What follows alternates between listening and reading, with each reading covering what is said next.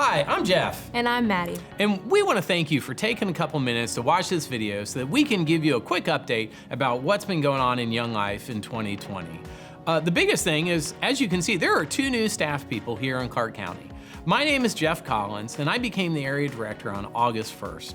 I came to Young Life after 25 years of working with kids as a youth pastor, as a teen center director, and as a teacher. But what got it all started was when I became a Young Life volunteer leader back in 1993.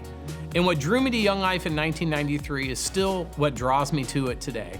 And that's the idea that Young Life leaders invite kids to follow Jesus, we care for them regardless of their response, and change lives in the process. I'm really excited to be here as the area director, and I'm really looking forward to see what God does moving forward.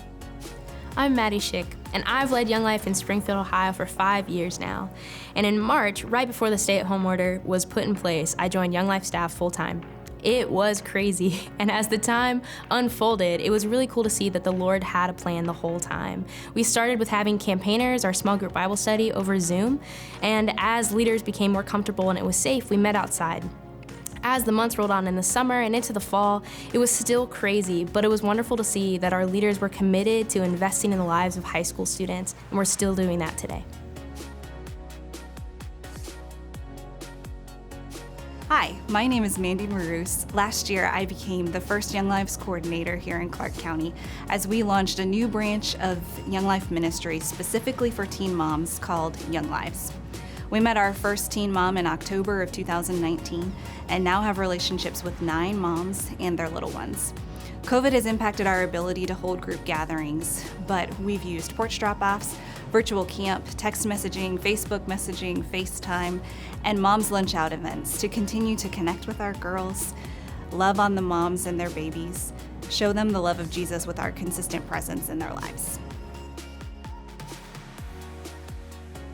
Ministry definitely looks different in 2020, but it's still happening. What's so amazing is that God can work on a tennis court, in a coffee shop, or even in a car. And Becca is a great example of that happening.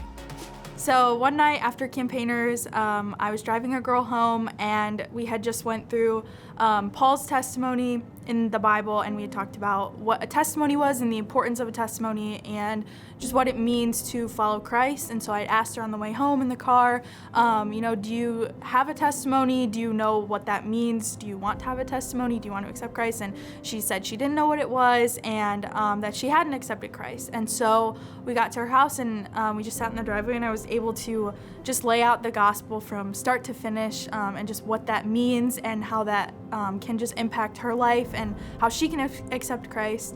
I got to meet with her the next week, maybe a week later, and we just talked about it again. I asked her, have you thought about this? Is this something you believe? Do you want to accept Christ? And so we kind of just sat in silence for a little bit, and after a while, she said she wanted to accept Christ. So I kind of told her that I was gonna do the salvation prayer, and that she could just repeat after me, just pray it to God, not to me. And so I opened in prayer, and then I went through the salvation prayer, and she repeated it, and then we said amen, and it was just very emotional, spirit-filled moment. The Lord was clearly working in her life, and she was crying, and she hugged me, and then I got to read through Ephesians 2 with her, and we just kind of talked about what Ephesians 2 meant in her life, and just how she went from being dead to being alive. And so now I am continuing to meet with her, and just praying that the Lord would work in her life and just change her continuously. Here are 2 charts that outline our revenue and expenses with figures taken directly from our 21 budget of $176,000.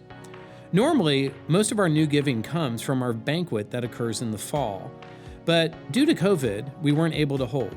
Our goal for this virtual event is to raise $10,000 in new giving, and we hope that you would prayerfully consider partnering with us.